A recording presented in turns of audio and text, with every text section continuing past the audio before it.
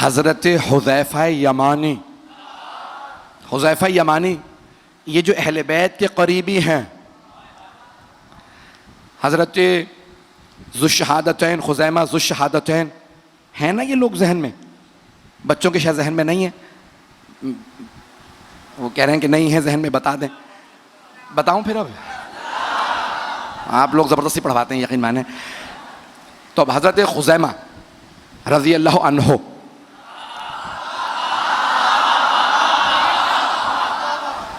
پیغمبر اسلام مدینے سے باہر گئے ہوئے تھے، ایک یہودی نے رسول اسلام سے کہا میں یہ خچر یا گدھا بیچ رہا ہوں، خریدیں گے؟ پیغمبر نے کہا کتنے میں ہے؟ کہا اتنے میں۔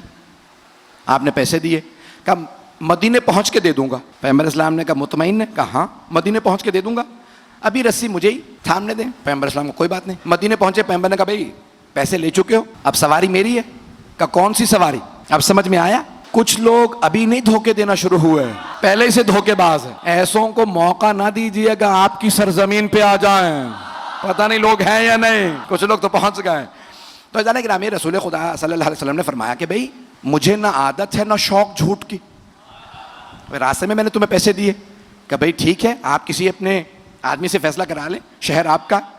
سامنے سے ایک صحابی آ رہے تھے نام کے بغیر، تو رسول خدا نے کہا، نام میں بھی میرے منہ سے نکلنے والا تھا، کہ رسول خدا نے نام سے بلایا کہ بھئی یہ یہودی کہتا ہے کہ یہ گدھا اس کا، میں کہتا ہوں میرا۔ اچھا اب اس نے رسی تھام رکھی ہے جس کے قبضے میں ہو، کہا یا رسول اللہ آپ کے پاس کوئی گواہ ہے؟ رسول خدا نے کہا نہیں گواہ تو نہیں ہے۔ تو کہا پھر یا رسول خدا آپ ہار گئے، یہودی صحیح ہے۔ دوسرے صاحب آ گئے، دوسرے صاحب، ایک صحابی آئے، رسول خدا نے کہا بھئی یہ یہودی کہتا ہے یہ گدھا اس کا، میں کہتا ہوں میرا۔ کہا یا رسول خدا کوئی گواہ ہے آپ کے پاس؟ کہا نہیں۔ کہا پھر یہ یہودی صحیح ہے۔ اتنے میں حضرت خزیمہ رضی اللہ عنہ جیسے تشریف لائے تو رسول خدا نے کہا اے خزیمہ یہ یہودی کہتا ہے یہ گدھا اس کا ہے، میں کہتا ہوں میرا۔ انہوں نے کچھ سنا ہی نہیں، اگلی بات نہیں سنی جناب خزیمہ نے، فوراً کہا یا رسول اللہ گدھا آپ کا ہے۔ کہا خزیمہ ابھی آپ نے سنا ہی نہیں، یہ کہتا ہے اس کا، میں کہتا ہوں میرا، میرے پاس کوئی گواہ نہیں ہے۔ کہا نہ ہو۔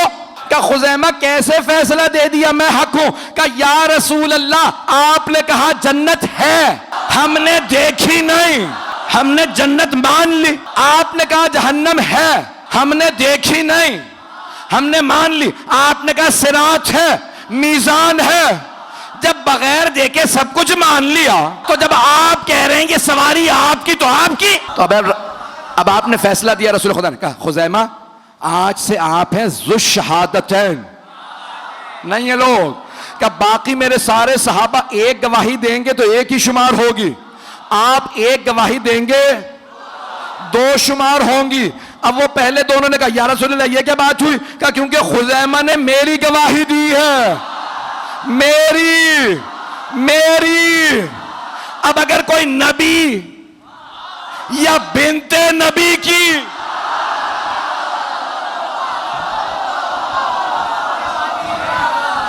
گواہی دے،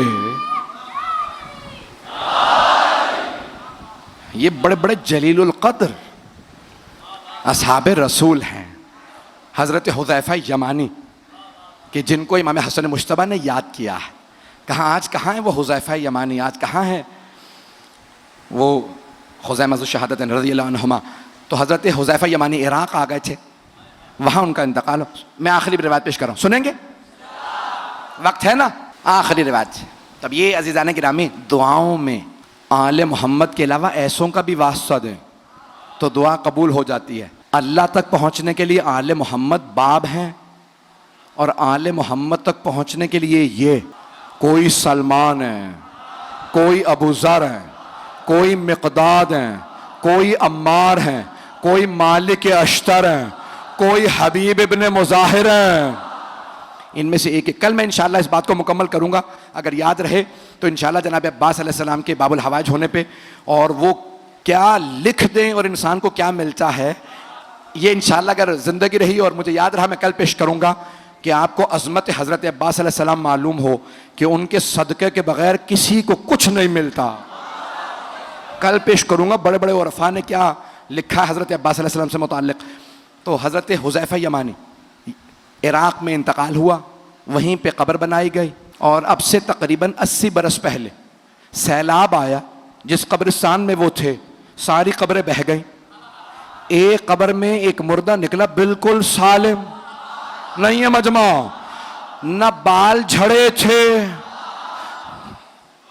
نہ کوئی آثار تھے خرابی کے، بہت پر نور۔ تو کہا بھئی یہ قبر کس کی تھی؟ تختی پہ لکھا تھا حذیفہ یمانی۔ دوبارہ جنازہ ایک مرتبہ کاندھوں پہ اٹھایا، آغا محسن الحکیم نے جنازہ پڑھایا، کہا کہاں دفنا ہے؟ کہا مدائن میں سلمان کے پاس۔